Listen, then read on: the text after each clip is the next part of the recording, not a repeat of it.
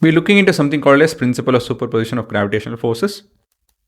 So it's quite simple, and you guys know this already, but anyways.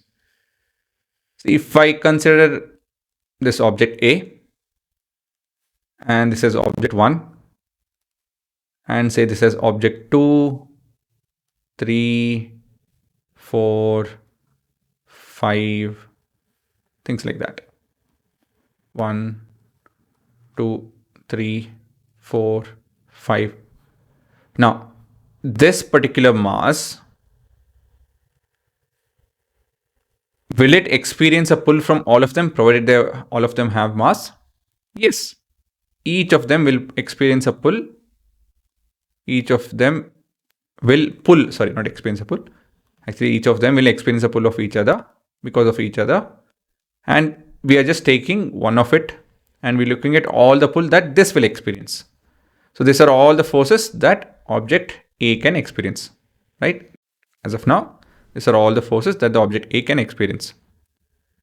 So end of it, you guys know, as per free body diagram, if you have bunch of forces,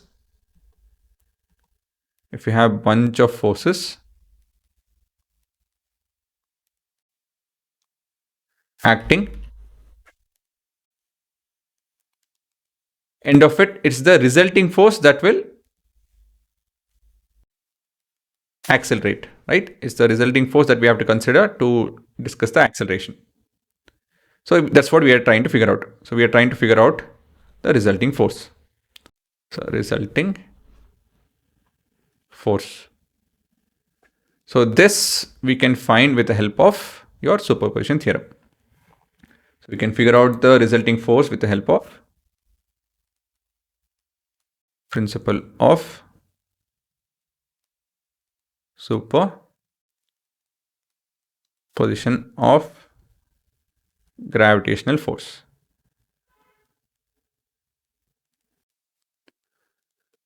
So what it tells is, if I have to figure out the net force on, say, object A, all I have to do is I have to figure out the force by individual masses. Okay, so I have to figure out the forces by individual masses in the vector form. So once I do that, I can add them vectorially. So in the vector form, so vector addition basically. So find each of this and add, that's it. So find each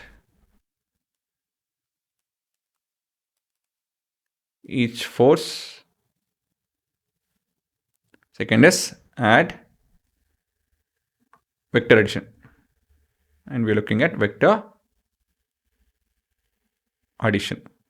That's it, as simple as that. So basically, I can write this as a general form. The net force acting on object A is sum of all the forces